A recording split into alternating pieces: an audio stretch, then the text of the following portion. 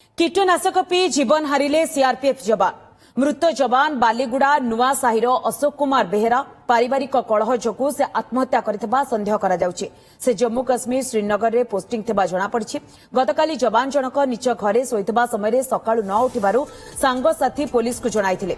Police कबाड़ भांगी जवान को गुरुतर अवस्था उद्धार करी हॉस्पिटल भर्ती करथिले। चिकित्साधीन अवस्था जवान मृत्यु होइछि। पुलिस सबको जबत करी अधिक तदंत जारी रखिछि।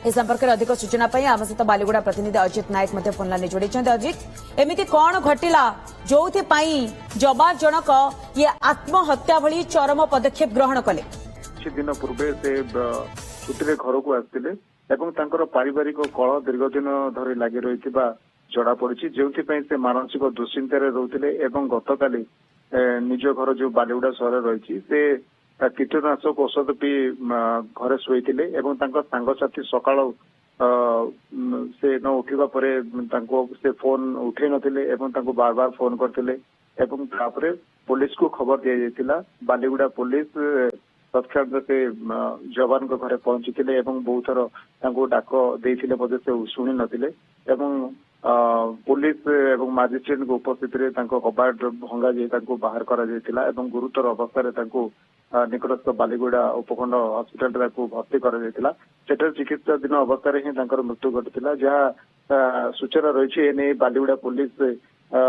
तरफ तदंत जारी रही शव व्यवच्छेद पठाई दि जाएगी। जहाँ पुलिस कहवा अनुजाई कहीं जवान जनक कीटनाशक औषध पी जीवन हारी तार कारण कौन हो पारे एवं